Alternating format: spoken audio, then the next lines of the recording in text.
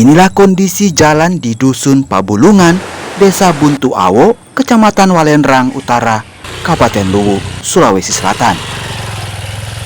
Kondisi jalan tanah, becek dan berlumpur usai diguyur hujan hingga tidak dapat dilalui kendaraan roda 4. Warga terpaksa menandu seorang ibu hamil dari Dusun Pabulungan menggunakan sarung dan bambu.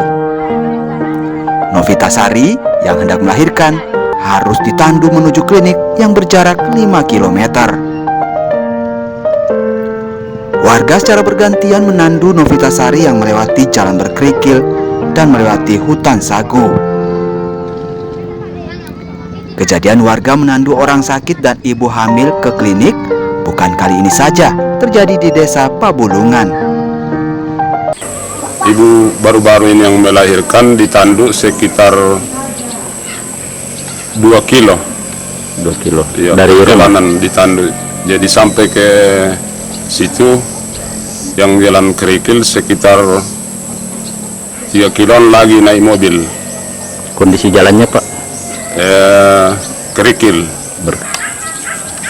Pak, pada waktu kita mengangkat ibu itu, Pak, bagaimana perasaannya, Pak, dengan kondisi jalan, hujan seperti itu, Pak? Bisa kita? Ya, pokoknya Pak, kalau soal itu ya kami artinya terpaksa karena walaupun hujan, yang penting kami bawa ini. Novita Sari melahirkan setelah 2 hari dirawat di klinik. Kembali ke Dusun Pabulungan, Novita Sari kembali harus ditandu. Ya, karena nggak bisa juga melahirkan di sini, nggak memungkinkan, jadi disarankan sama bidan supaya dibawa keluar.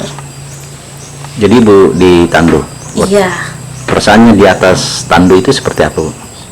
Sakit. Yang pastinya sakit. Ya, namanya juga melahirkan. Waktu melahirkan itu di puskesmas atau Di klinik di Salino? Di klinik, ya. Iya. Warga berharap pemerintah daerah memperhatikan infrastruktur jalan di Dusun Pabulungan agar dapat dilalui kendaraan. Amran Amir, Kompas TV, Luwu, Sulawesi Selatan.